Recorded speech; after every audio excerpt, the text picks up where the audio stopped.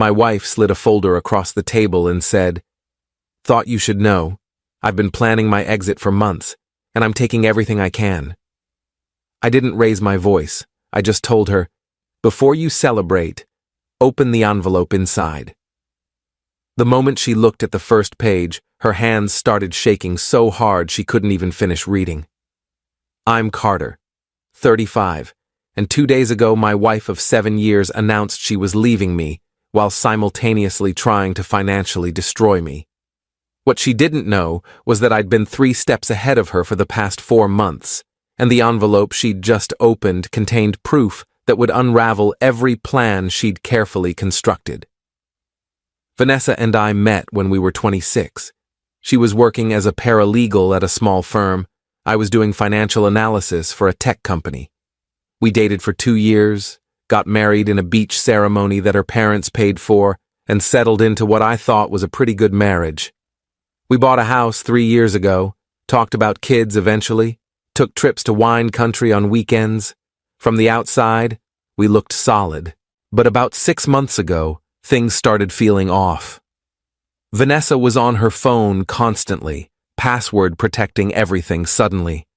She started working late more often, going to networking events that would run until midnight. When I'd ask about her day, she'd give vague answers and change the subject. Classic signs, but I wanted to believe there was a reasonable explanation. 4 months ago, I came home early from a business trip. Flight got canceled. I caught an earlier one, landed at 3 p.m. instead of 9 p.m. When I walked into our house at 3:45, I heard voices upstairs. Vanessa's voice and a man's voice. I stood in the hallway, frozen, listening to them laugh about something. Then I heard the bedroom door open. I should have confronted them right then, but something made me stay quiet.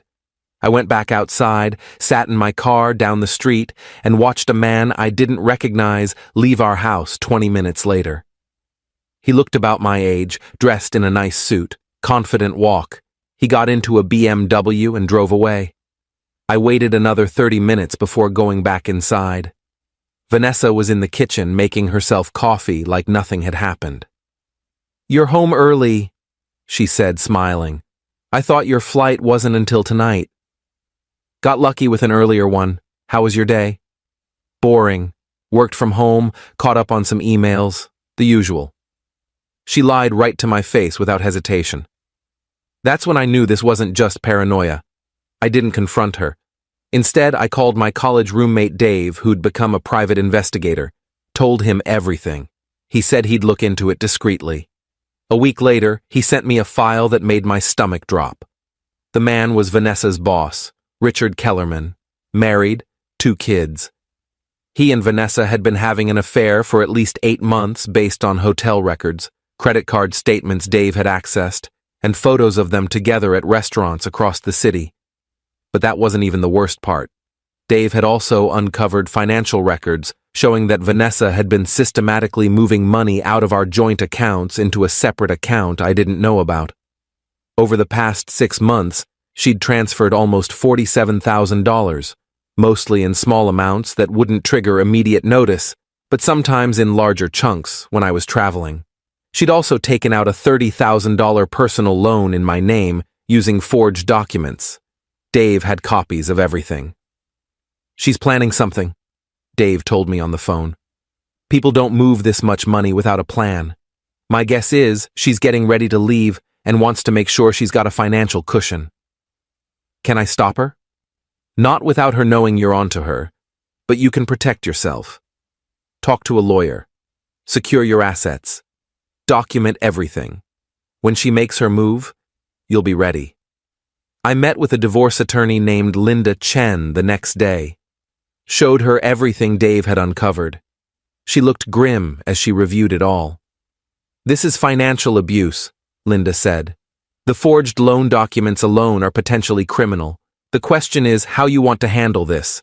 We could file for divorce immediately and pursue charges. Or we can wait until she makes her move and hit her with everything at once.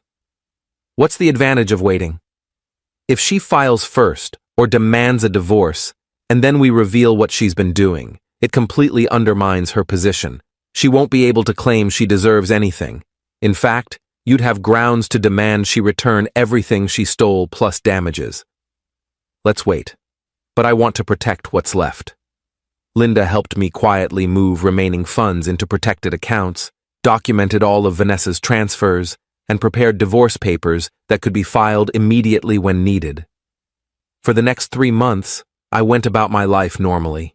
Went to work, came home, pretended everything was fine while my wife continued her affair and her theft. It was the hardest 3 months of my life. Watching her lie, watching her pretend to love me while planning to destroy me financially. But I kept my cool because I knew what was coming. 2 nights ago, Vanessa came home around 8 p.m. I was in the kitchen making dinner. She walked in with a folder in her hand and this weird, confident energy. "We need to talk," she said. "Okay. Want dinner first?" "No. Sit down." I sat at the kitchen table. She sat across from me and slid the folder over. "I think you should read this." I opened it. Divorce papers. Already filled out, her signature at the bottom, waiting for mine. "I've been unhappy for a long time," she said, not looking particularly upset about it. "I think we want different things. I think it's better if we end this now before we waste more of each other's time." "Okay," I said calmly. She looked surprised. "Okay, that's it? What do you want me to say? You've obviously made up your mind." "I thought you'd fight me on this." "Why would I fight you on something you clearly want?" She seemed thrown by my calm reaction. Then she got more confident again. "I spoke to a lawyer. I'm entitled to half of everything. The house, your retirement accounts, savings. I've documented all our assets." "I'm sure you have." "I'm being fair about this, Carter. I could ask for alimony, but I'm not. I just want my half and we can both move on." "Your half," I repeated. "Yes, half of the house equity, half of your 401k, half of the savings accounts. I've already calculated it. It's all in the folder." I looked at the papers. She'd listed assets totaling about $340,000, expecting $170,000 as her share. She'd conveniently not mentioned the $47,000 she'd already taken. "Before you celebrate," I said quietly, "you should open the envelope inside the folder." "What envelope?" "The white envelope. Bottom of the folder. I put it there while you were talking." She looked confused, but pulled out the envelope I'd slipped in when she wasn't paying attention. Inside were copies of everything: bank statements showing her transfers, hotel receipts from her affair, the forged loan documents, photos of her and Richard together. The first page was a summary I'd written: "Documentation of Financial Theft and Fraud by Vanessa Mitchell, compiled by private investigator." Her hands started shaking as she read the first page. The color drained from her face. "What is this?" "It's evidence that you've been stealing from me for 6 months, that you forged my signature on loan documents, that you've been having an affair with your married boss. It's everything my lawyer needs to ensure you get nothing in this divorce. Less than nothing, actually. You'll be lucky if I don't press criminal charges." "You had me investigated?" 4 months ago, when I came home early and heard you with Richard in our bedroom." "You knew? This whole time?" "I knew. I documented. I prepared. While you were planning your exit, I was building a case that will destroy any claim you think you have." She was fully panicking now, flipping through pages, seeing her transactions laid out, seeing photos of her and Richard at hotels and restaurants. "This is an invasion of privacy. It's evidence of theft and fraud. My lawyer assures me it's all admissible, especially the forged loan documents. That's a felony, Vanessa. I was going to pay you back." "With what? The money you stole from me? You moved $47,000 into a secret account and took out a $30,000 loan in my name. You were planning to leave me broke while you started a new life with your married boyfriend." "It's not like that." "Then what is it like? Explain it to me." She couldn't. She just sat there shaking, tears starting to form. "Here's what's going to happen," I said. You're going to sign a post-nuptial agreement that my lawyer prepared. You're going to return every penny you took. You're going to take responsibility for the loan you fraudulently opened. You're going to waive any claim to the house, my retirement accounts, or any other assets. In exchange, I won't press criminal charges. You'll walk away with whatever you came into the marriage with. That's it. I can't afford that. Then you shouldn't have stolen from me. Those are your choices. Sign the agreement and leave with your freedom, or refuse, and I'll file criminal charges along with the divorce. Your boss will definitely fire you when his wife finds out about the affair, which she will because I'll make sure of it. You'll have a criminal record and no job. Or you can sign and move on with your life. This is insane. This is consequences. You wanted to plan an exit. I'm giving you one. Take it or leave it. Update 1. Vanessa didn't answer that night. She grabbed the envelope and her folder and left. I heard her car peel out of the driveway around 10 p.m. She didn't come home. I went to bed in the guest room around midnight, not expecting to hear from her. At 7 a.m. the next morning, she showed up with a lawyer. Her own lawyer, a guy named Tom, something who looked like he didn't want to be there. They sat in the living room while my lawyer Linda joined us via phone. Tom tried to negotiate. Mr. Mitchell, my client admits she made some mistakes, but the post-nuptial agreement you're proposing is extremely one-sided. Your client committed fraud and theft. Linda's voice came through the phone speaker. She forged his signature on loan documents and systematically stole nearly $50,000 from joint accounts. The agreement is more than fair. She avoids criminal prosecution and gets to leave without debt. That's generous, considering what she did. We could argue that the joint accounts were depleted without his knowledge or consent, using deceptive transfers specifically designed to avoid detection. That's not marital asset division. That's theft. Would you like me to forward these documents to the DA's office, or would your client like to sign? Tom looked at Vanessa. She looked defeated, smaller than I'd ever seen her. If I sign, he won't press charges? That's correct, Linda said. Sign the agreement, return the stolen funds within 30 days, take responsibility for the fraudulent loan, and vacate the marital home within 60 days. No criminal charges will be filed. And Richard, his wife? That depends on your cooperation, I said. You sign today, move out quietly, return the money, and I'll keep the affair documentation to myself. You fight me on this, and everyone finds out everything. She signed. Her hand was shaking so badly she could barely write her name, but she signed. Tom witnessed it. Linda confirmed receipt via phone. It was done. Vanessa left that morning. Went to her sister's place, I heard later. Tom tried to make small talk as he packed his briefcase, probably feeling bad for his client. You had this planned for a while. 4 months, since I found out. Most people would have confronted immediately. Most people don't have wives who forge their signatures for loans and steal $50,000. I needed time to build an airtight case. He nodded and left. Update 2. Vanessa had 30 days to return the money. I didn't expect her to be able to do it.